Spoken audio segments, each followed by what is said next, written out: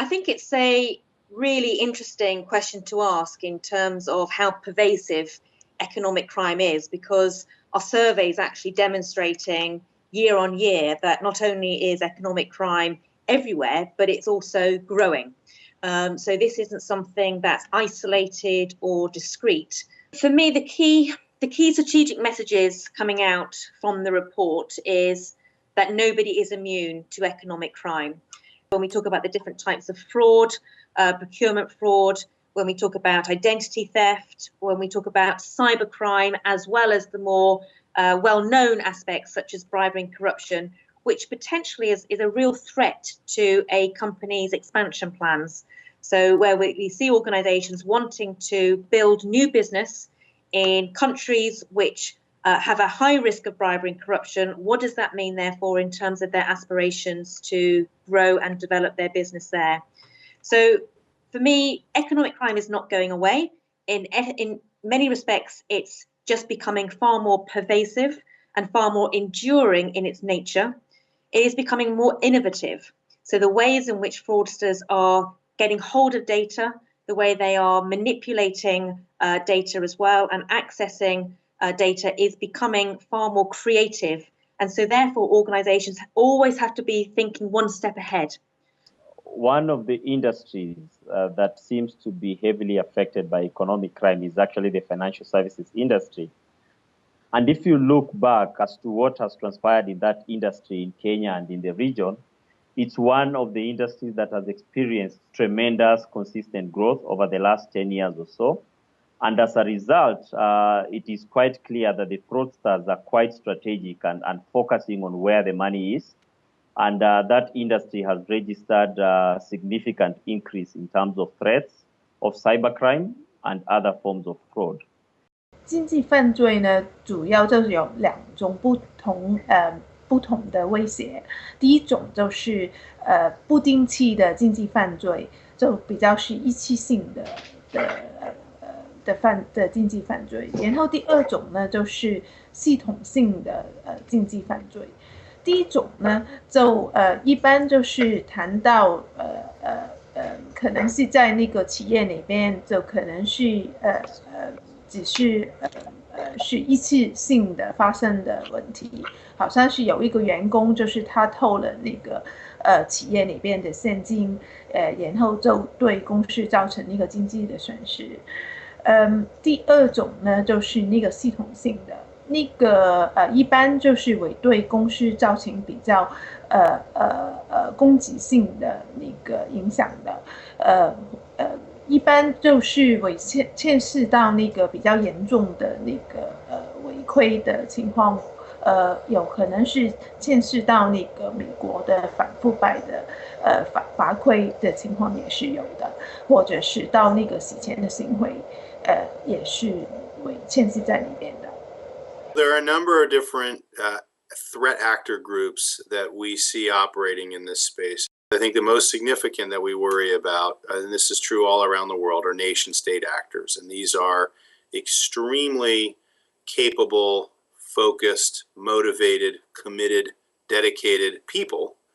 And there are nation-state actors that operate in this space that attack companies or other nation-states all around the world. The next threat actor group that we focus on and that we are concerned about are organized crime actors.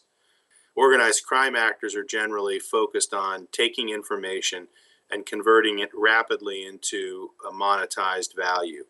So they generally target sensitive data types like payment card information, protected health information, or personally identifiable information. And the third group that we focus on are hacktivists. And hacktivists are organized virtually, motivated by political dogma, and their mission is to simply gain access to sensitive information and then expose that information for the world to see.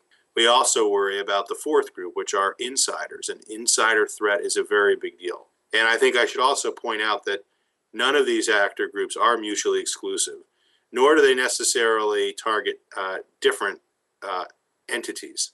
And we've certainly seen situations where multiple threat actor groups are operating at the same time at the same target. In terms of what surprised me, I think the key thing for me was about the cybercrime data, and in particular, the awareness that people knew about hacking taking place. So I maybe naively had anticipated and expected global organizations to be quite sophisticated in monitoring attacks on their data and their software and computer systems. I think a lot of it comes down to trust. There's both the financial impact of global economic crime, and then there's the non-financial impact. And this is what I mean when I talk about the loss of trust. Am I trusted, or do you find me trustworthy? And if, as a leader, you are not seen to be trusted, or your own people don't trust you, where's your credibility? Where's your authority? So what does that mean in terms of losing customer base, in terms of losing your position as a competitor in the marketplace? Certamente, há outros impactos para a organização quando ela passa por crime econômico muito relacionado com o aspecto reputacional da empresa. Então, se ela é vítima de crime econômico, se ela é o autor de crime econômico, ela tem impacto reputacional que é muito relevante, ela perde clientes, ela pode perder funcionários de boa performance, eles não querem se associar a esse tipo de companhia. We talk about the fact that we live in a highly interconnected global business ecosystem. We believe that you not only have to protect the business processes that sit within the enterprise writ large, but realize that the definition of the enterprise has changed to one where there's an extension out into various third parties. I mean, naturally, at almost every single one of our clients rely on third parties to provide some type of service or support or solution to enable the business itself to operate. And with that comes really an extension of the responsibility to be focused on security, to include that extended business network. The internet, the computing environment that we rely on today was designed by brilliant computer scientists who created this technology ecosystem really with the principles of inherent trust and openness embedded in the technology.